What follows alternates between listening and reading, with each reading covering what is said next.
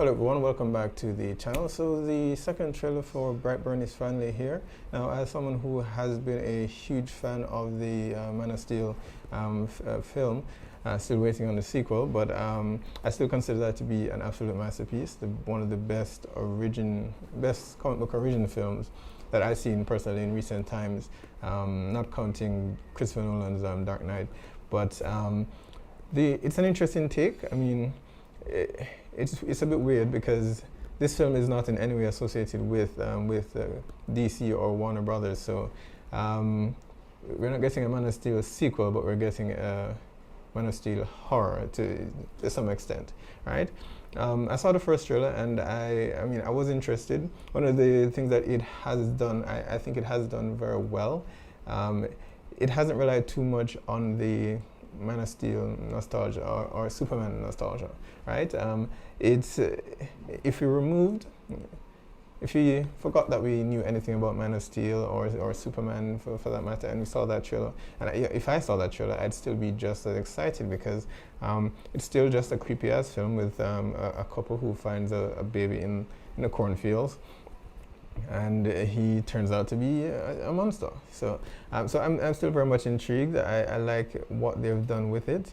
I believe there has been some iterations of Superman coming to Earth, but instead of ending up with the Kents, he instead ends up with another family and takes a dark turn. So it has been explored before, just I don't believe it has been done with him as a child. So it progressed with him as going into being an adult. So yeah, it's an interesting direction for them to take, and the producer behind it, I believe, is actually James Gunn, which is now on board for Suicide Squad. So I know they're not calling it Superman, and it's from a different studio. I guess they can get away with it as long as they don't label it Superman or mention any of his ability, or I guess if they don't get too much into the specifics of it. It can still stand on its own as just a generic character who just happens to have similar abilities to Superman, so to avoid any legal challenges. All right, so very excited. So let's get into it.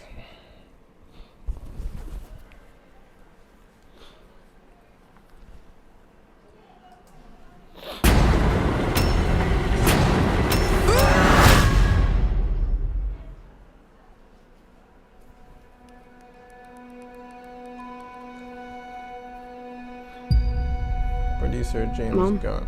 Who am I? You are a gift.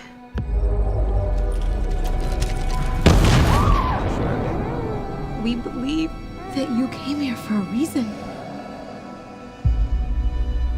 Visionary director of Guardians of the Galaxy. I know it's been difficult for you. I swear that those symbols that he's drawing looks very similar to the Curse Mark from the Berserk anime. Caitlin, get my hand up. He's a creep. Help him up. What are you doing? I want him in handcuffs and I want him gone. Do you even know who his real mother is? I'm his real mother. Let's go. Maybe there is something wrong with Brandon.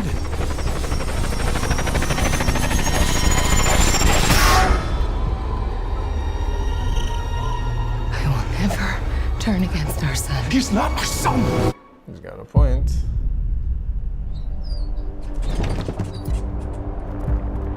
Hey, who's messing with me? Ouch.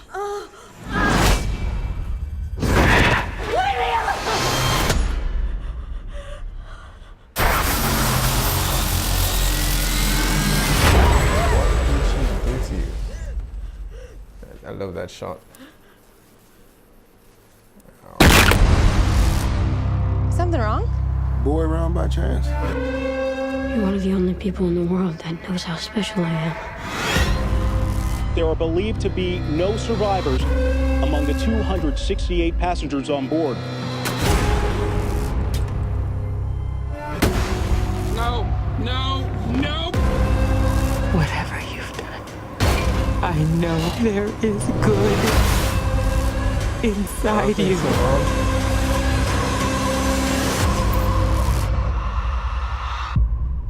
Tori! safe now. you We got it.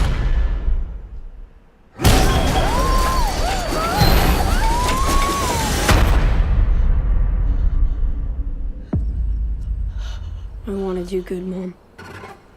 I do.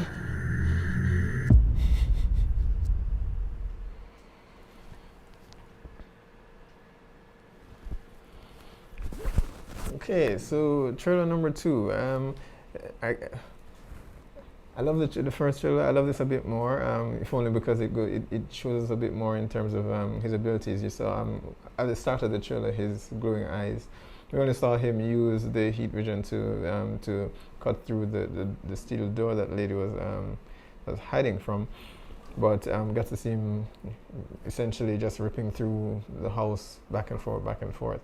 So it's an interest. I love this trailer. I love the first one. It served its purpose as being slowly introducing us to this idea, and then the second trailer here that goes a bit further. And I'm only curious as to why it took this long for his powers to manifest, right? He's certainly older, but I would think that as a baby, or between when they found him and his current age, there'd be a lot more opportunities where he would lash out or go in a tantrum or something of that sort that would actually manifest his abilities, or they would actually notice that there was something different about him. I'm curious as to why it didn't manifest until now. It could be a situation where, if they're following the Superman lore, where maybe during that period he hadn't absorbed enough energy from the sun, as yet, so it took him a while to get to this point. So anything's possible. At the very least, they're not doing an exact replica of Superman, so they could alter and tweak certain things to fit the narrative here. So I do love this. I definitely plan on checking it out. It lands the horror vibe extremely well. So be sure to post down in the comments if you are excited to see Brightburn. If you like what you've seen here and you would like to see more, be sure to hit like or subscribe, and I will see you next time.